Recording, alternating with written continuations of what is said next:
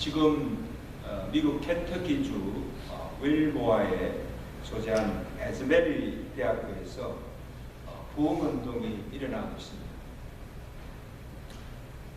2월 8일 수요일 아침 평상시대로 대학 채플에서 아침 예배가 진행되고 있었습니다.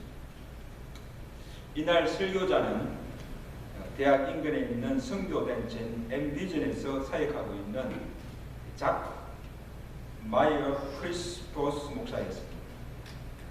초청 강사로 와서 로마서 12장의 본문을 가지고 행동한 사랑, The Love in Action 이란 주제로 설교를 하였습니다. 우리는 예수님의 사랑을 알기 전에는 그 누구도 진정으로 사랑할 수 없는 존재입니다. 진정 우리가 하나님의 선하심을 알고 그 하나님의 사랑을 체험하였다면 당신도 타인을 사랑할 수 있도록 계속해서 자신을 내어주고 사랑을 부어주어야 합니다. 세상은 이 사랑을 필요로 하고 있습니다.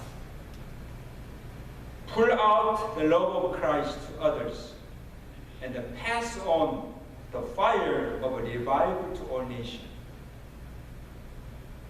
당신은 진정 나를 사랑하십니까? 도전을 주었습니다. 저도 그 메시지를 다 들어보았습니다. 근데 그 메시지는 단순한 듯 하였으나 울림이 있었습니다. 예배가 끝났지만 30여 명의 학생들이 자리를 떠나지 않고 계속해서 기도하며 찬양을 이어갔습니다. 누가 시킨 것도 아니고 강요한 것도 아니고 자발적으로 진행된 기도였습니다. 그래서 예배를 마치고 채플을 떠났던 학생들이 다시 모여들기 시작하고 그때부터 학생들의 신앙 고백과 간증, 회개와 찬양 기도가 끊어지지 않았습니다. 그때부터 지금까지 500시간 넘게 계속 이어지고 있습니다. 놀라운 일이죠. 어떻게 미국에서 이런 일이 일어납니까? 그래서 유튜브를 통해서 예배 신앙이 실시간으로 보내졌습니다. 미 전역의 사람들이 그 실시간 방송을 통해서 함께 그 예배에 참여하기도 하고 그 부흥의 현장을 보기 위해서 각 주에서 사람들이 몰려들기 시작했습니다. 그 부흥의 열기가 채플에서만 아니라 학교 캠퍼스 단지 밖에도 그 채플룸에 들어가지 못한 사람들이 바깥 캠퍼스 잔디밭에 많이 모여들었습니다. 거기서 또 찬양하고 예배가 이어졌습니다. 이제는 다른 대학에서도 잇따라 부흥의 불씨가 번져가고 있습니다. 언제까지, 어디까지 이 부흥의 불길이 타올지 예측할 수가 없습니다.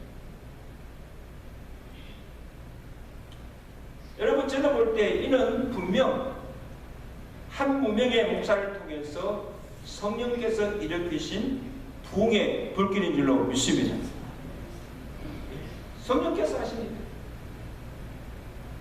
한 목사의 입을 통해서 사랑의 메시지가 선포되었을 때 잠자는 영혼들이 깨어나고 죄와 새 속에 물들었던 심령에 회개의 불을 지피고 영적으로 깔끔한 심령들에게 은혜의 생수가 흘러넘치고 이게 부흥이 일어난 거예요.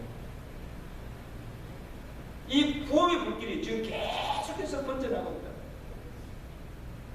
바라기는 이 부흥의 불길이 미주 안에 있는 이 한인교회 안에도 짚혀져서 놀라운 부흥의 역사가 일어날 수 있기를 간절히 바랍니다. 여러분, 오늘 본문에 보시면 영적으로 어두운 이 시기에 이스라엘의 영적 각성과 부흥을 일으킨 사건이 나옵니다. 이스라엘 초대 왕인 사울 왕이 죽고 이제 다윗이 왕이 되어서 유다를 다스릴 때였습니다. 여러분, 하나님께서 사울을 패하시고 다윗을 왕으로 세우신 그 이유가 있습니다. 역대상 10장 13절 14절에 보면 분명해서 하나님께서 말씀하십니다. 사울이 죽은 것은 여호와께 범죄하였기 때문이다. 그가 여호와의 말씀을 지키지 아니하고 또한 신접한 자에게 가르치기를 청하고 여호와께 묻지 아니하였으므로 여호와께서 그를 죽이시고 그의 나라를 이새의 아들 다윗에게 넘겨주었다. 여러분 보세요. 한 나라의 왕이 하나님을 떠나고 여호와의 말씀도 순종치 아니하고 여호와께 묻지도 아니하고 신접한 여자에게 물으며 나라를 다스리는데 어떻게 그 나라가 바로 서며 어떻게 그 백성들이 하나님을 두려워하며 하나님을 경외하며 살 수가 있겠습니까?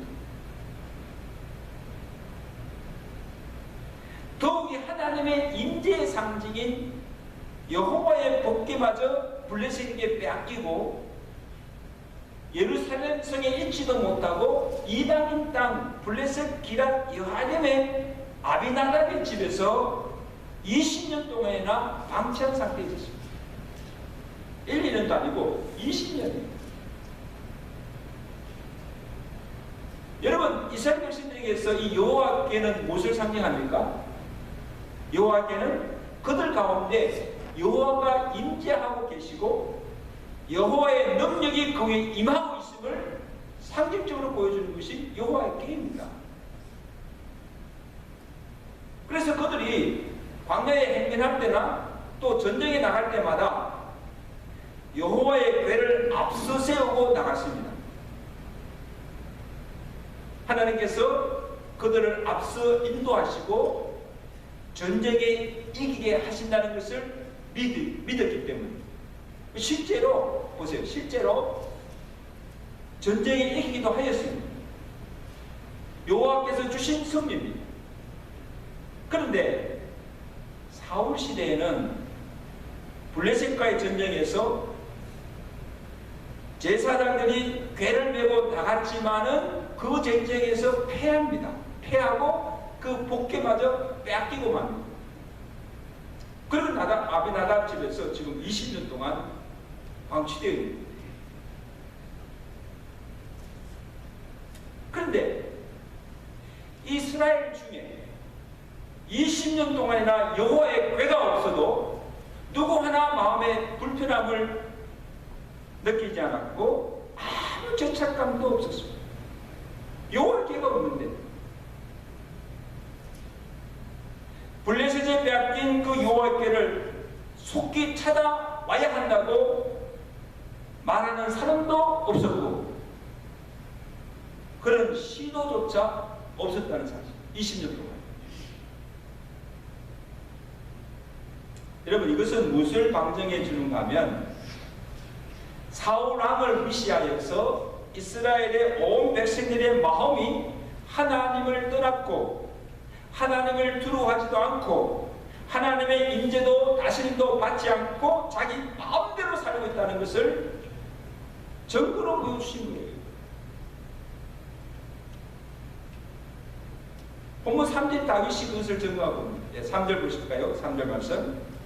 우리가 우리 하나님의 궤를 우리에게로 옮겨오자 사올 때는 우리가 궤 앞에서 묻지 아니하였느니라. 여러분, 여기 다윗이 우리가 궤 앞에 묻지 아니하였다는 것이 이게 무슨 뜻이에요? 궤가 말을 합니까? 궤 앞에 무슨 말을 해요? 이 말씀은 이제까지 우리가 하나님의 선민이면서도 하나님을 우리의 마음의 중심에 두지도 않았고 그 하나님을 우리가 찾지도 아니하고 그 하나님께 나아가 죄사드리지 아니하고 그의 말씀을 쫓아 행하지 않으며 하나님을 떠난 삶을 살았다는 것을 시인하고 있는 거예요. 그러므로 하나님 하나님께서 진노하셔서 사울 왕을 죽이시고 그의 왕위를 폐하시고 그 나라를 다윗에게 넘겨주신 거예요. 이런 참으로 두려운 말씀입니다.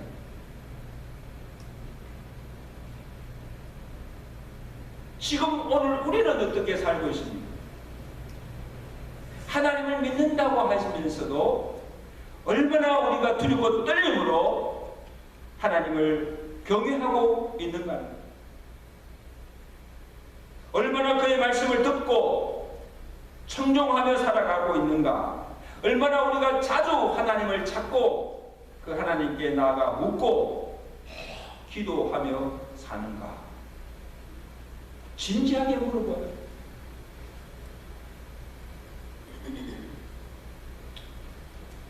그런데 다윗은 사울과는 달랐습니다. 그가 왕이 되자마자 제일 먼저 행한 일이 무엇인가 하면 우리 13장 1절 보실까요? 13장 1절 다윗이 천부장과 백부장 모든 주의관과 더불어 의논하고 다윗이 이스라엘 온 회중에게 이르되 만일 너희가 좋게 여기고 또 우리의 하나님 여호와께로 말미암았으면 우리가 우리 하나님의 궤를 우리에게로 왜 옮겨오자. 자, 이거 보세요. 다윗이 왕으로 즉위하자마자 천부장과 백부장 모든 지휘관과 제사장과 레위 사람들을 다 불러 모았습니다. 그리고 그들에게 요구한 것이 무엇인가 하면 우리가 블레셋에 빼앗긴 하나님의 궤를 우리에게로 옮겨오자는 거예요. 지금 다윗에게는 여호와의 궤를 옮겨오는 일이 가장 시급하고 중요한 일이라는 것입니다.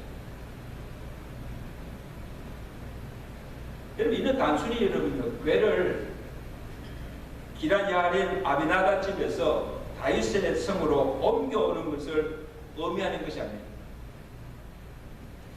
이 여호와궤를 이게 레위기에서 보면 레위 여호와궤를 이제 제작할 때 가로 2.5 규빗, 세로와 높이 1.5 규빗 되고 이 조각목으로서 이 궤를 짭니다. 궤를 짜고 그 위에 금으로 도금을 입힙니다.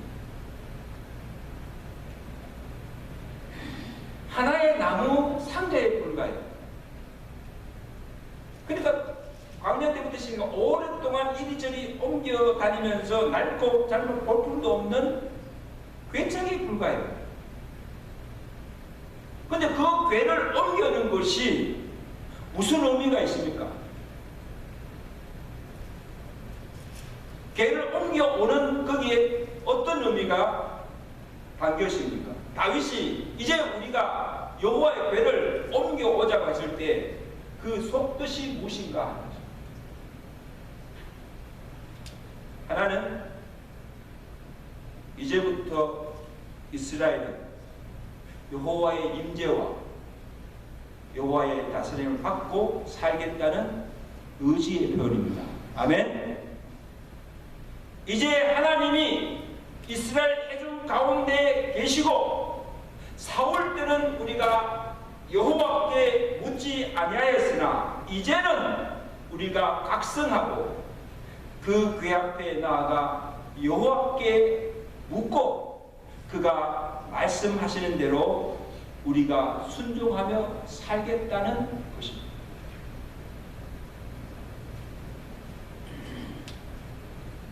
놀라운 결단입니다. 자, 그 다음에 또 하나의 의미는 죄의적 성격이 있습니다. 우리가 여호와 임재 앞에 나와서 하나님을 항상 찬송하며 예배하며 살겠다는 믿음의 고백입니다. 그래서 여러분, 다윗이 이 여호와의 궤를 들어오기 전에 그가 한 일이 무엇인가 하면 3절에 보세요.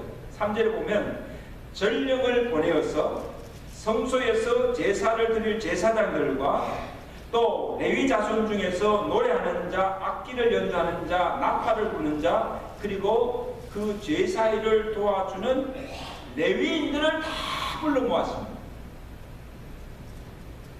왜냐하면 자 보세요. 지금 여호와의 궤가 다윗성에 들어오면 성막을 친 후에 거기에 여호와께를 두고 이제까지 드리지 못하였던 제사를 하나님께 드리고 불러보지 못하였던 찬송도 부르고 한 번도 체험하지 못하였던 하나님의 임재와 은혜를 맛보고자 하는 거룩한 열망입니다. 그래서 이스라엘 공동체 안에 하나님의 은혜의 물꼬를 틀고 새로운 영적 부흥을 불러일으키는 운동을 지금 다윗이 시작한 거예요.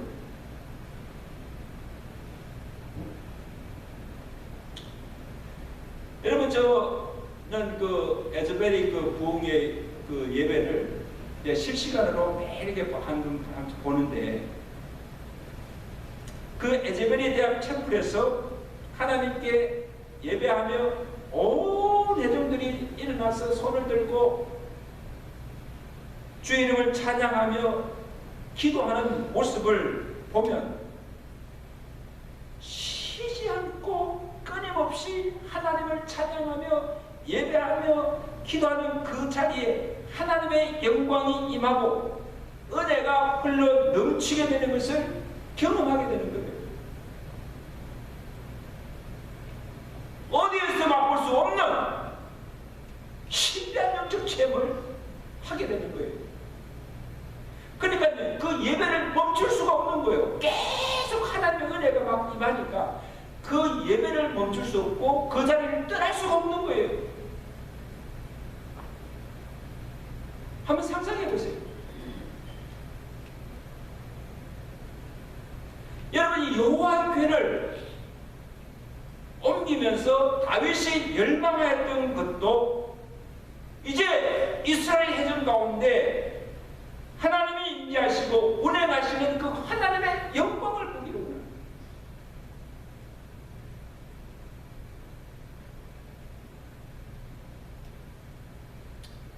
어느 목사님은 이 다윗이 궤를 옮겨오는 일을 마중물에 비유하였습니다. 제가 한번 예를 들은 것 같은데, 여러분 옛날에 우리가 수돗물이 나오지 않을 때 우물에서 두레박으로 이렇게 물을 길러서 사용하였습니다. 그래서 물지개를 치고 물을 담아다가 사용하였습니다. 근데 거기 조금 발전해서 펌프가 나왔어요. 그래서 펌프로 물을 떠올려서 그 다음에 사용하였습니다. 그리고 우물에 가지 않고 그때 펌프질을 할 때 한 바가지 물을 붓고 그 다음에 막 퍼올리잖아요. 그러면 물이 그 한 바가지 물이 마중물이에요. 여러분 많이 해보셨죠? 그러니까 지하시에 아무리 물이 많아도 이 마중물이 없으면 펌프질을 해도 한 방에 물을 얻을 수가 없어요. 펌프질을 하면 깊은 곳에서 이 샘물이 막 콸콸 흘러 넘치는 거예요.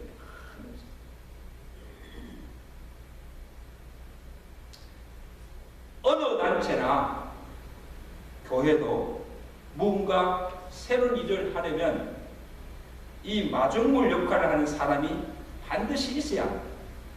아멘? 내가 먼저 수고하고 희생하고 봉사하고 섬길 때에 은혜의 물꼬가 터져서 생수의 강이 흘러 넘치며 기도의 불길, 성령의 불길이 타오르면서 교회가 부흥하게 되는 겁니다. 다른 사람들은 하지 않아도 나 한 사람이라도 깨어 기도하며 나 한 사람이라도 나와 예배드리며 나 한 사람이라도 전심으로 찬양하고 나 한 사람이라도 주의 일에 힘쓸 때에 그때부터 부흥이 시작됩니다. 아멘? 변화도 나부터 부흥도 나에서부터 일어나야 하는 거예요. 그래서 이 부흥의 불길이 번져나가는 나로부터 시작했어요. 온 교회 전체가 부흥의 불길로 타오릅니다. 여러분, 오늘 우리의 심령의 상태가 어떠합니까? 사울시대 사람들처럼 여호와의 궤가 없어도 마음에 불편함도 없고, 내가 기도하지 않아도 예배드리지 않아도 내가 하나님의 말씀을 떠나서라도 전혀 가치가 없고 영적 갈망이 없다고 한다면 지금 우리의 심령이 무뎌졌고 영적으로 어두워졌다는 증거예요. 영적으로 잠을 자고 있다는 증거예요.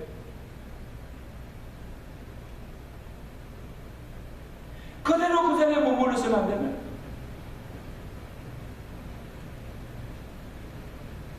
영적으로 각성하여 깨어 일어나야 내가 기도의 불을 지피는 마중물이 되고, 내가 예배의 불을 지피는 마중물이 되고, 내가 은혜의 물건을 타는 자가 되어서 교회의 영적 부흥을 가져오는 부흥의 불씨가 되어야 한다는 것입니다. 아멘. 내가 다른 사람이 내가 목사부터 장로부터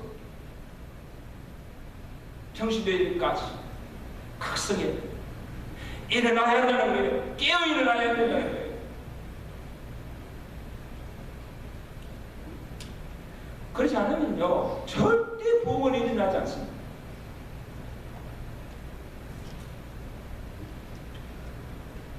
여호와의 궤를 옮겨오는 일이 다윗만 아니라 온 백성들이 선히 여기며 무엇보다도 하나님께서 기뻐하시고 하나님께 영광을 돌릴 일이 되었습니다. 4절에 보세요. 다윗이 우리가 여호와께를 옮겨오자 그렇게 말할 때 무백성이 이 일을 좋게 여김으로 온 회중에 그대로 행하겠다 하니라. 할렐루야. 자, 그래서 다윗이 사람들을 보내어서 여호와께를 수레에 싣고 아비나답의 집에서 나올 때에 다윗과 온 무리가 하나님 앞에서 힘을 다하며 뛰놀며 기뻐하였습니다. 얼마나 기쁜 일입니까? 그런데 여호와의 궤를 옮기는 중에 비극적 사건이 일어납니다. 사람들이 소가 끄는 수레에 싣고 궤를 소가 끄는 수레에 싣고 오는데 타작마당에 이르러서 소가 놀라서 뛰는 바람에 궤가 흔들리자 수레를 끌던 우사가 손을 펴서 꾀를 붙잡았더니 그 자리에서 적사로 말. 10절에 보세요. 우사가 손을 펴서 꾀를 붙음으로 말미암아 여호와께서 진노하사 치심에 그가 거기 하나님 앞에서 죽으니라. 여러분 얼마나 황당하지 않습니까? 저는 이 말씀을 처음에 읽고요 이해를 하지 못했어요. 여러분 보세요. 우사가 무엇을 잘못했어요? 우사가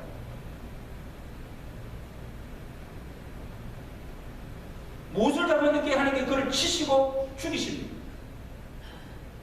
아니 보세요. 수레에 끌고 가던 궤가 막 흔들리자 떨어지는 것을 막기 위해서 붙잡은 일이에요. 그걸 그냥 두겠습니까? 궤가 떨어지는데 여러분 같은 거 잡지 않겠어요? 그리고 자기가 원하는 일도 아니에요. 다윗이 지명하여 불러서 그 궤를 옮기는 중단 임무를 맡아 수행하는 중이에요. 마치 여러분들이 교회에 직분을 받고 임명받고 주의 일을 나름대로 열심히 하는 중에 일어나는 거예요. 근데 왜 하나님께서 진노하시고 그를 죽이십니까?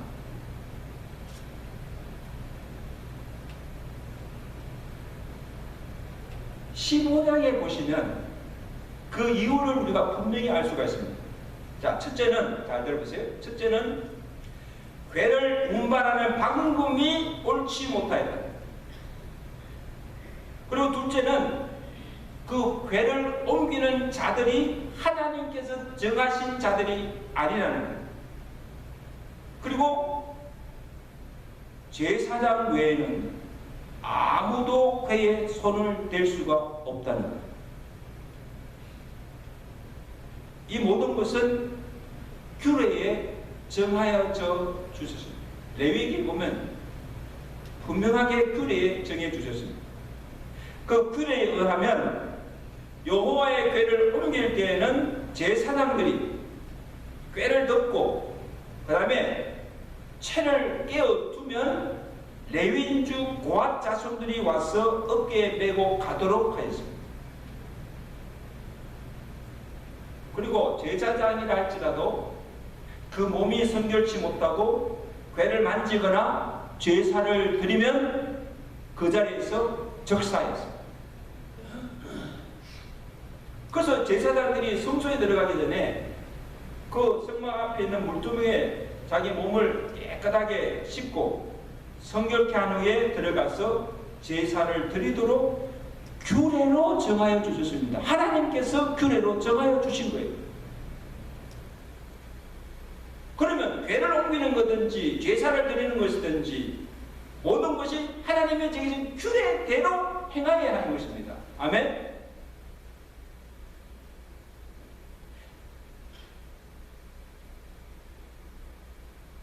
그런데 다윗이 이 여호와의 궤를 옮겨하더니 멸망해서 하나님의 규례도 모르고 자기 생각대로 잘못된 방법으로 지금 궤를 옮겨오다가 운을 범하고 하나님의 진노를 사게 된 거예요.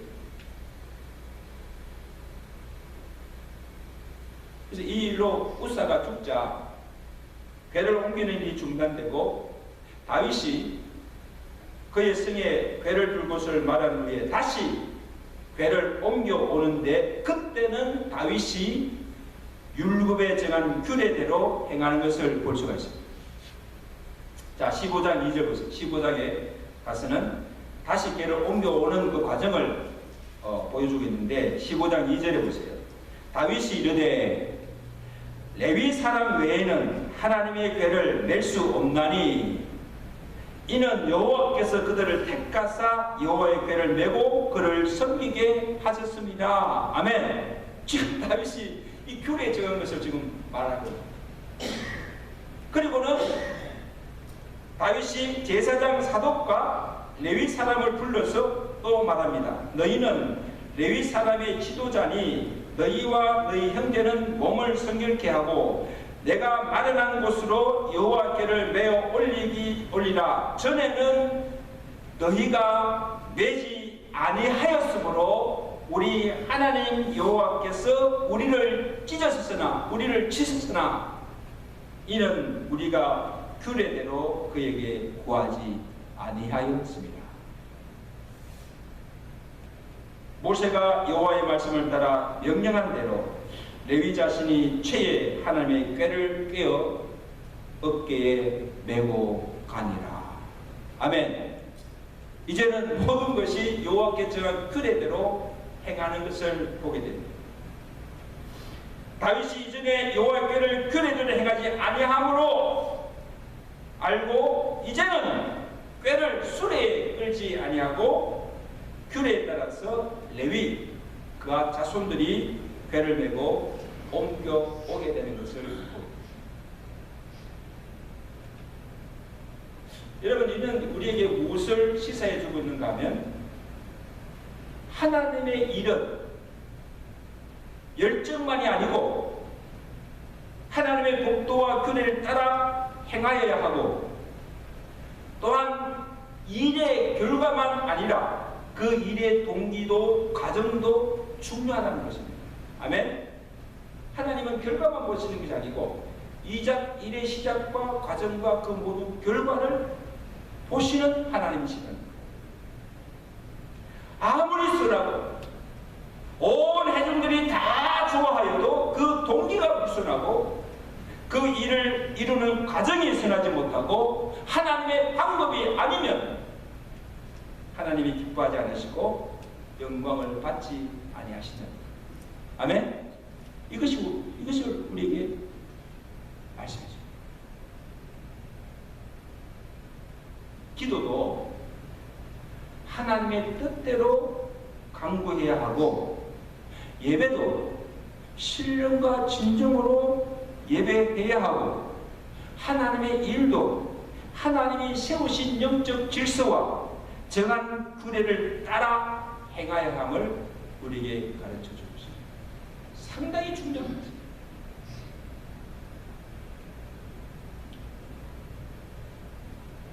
다윗이 여호와의 궤가 그의 성으로 들어올 때 이제 모든 것이 정한 규례대로 행함으로 다윗이 여호와의 궤가 그 성으로 들어올 때 너무 기뻐서 왕의 신분도 이름을 맡고 춤을 추며 뛰놀았잖아요.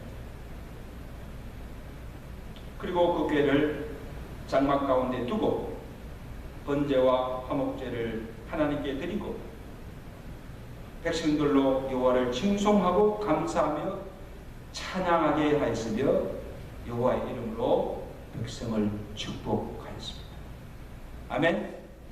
상소력은 이제 말씀을 맺습니다.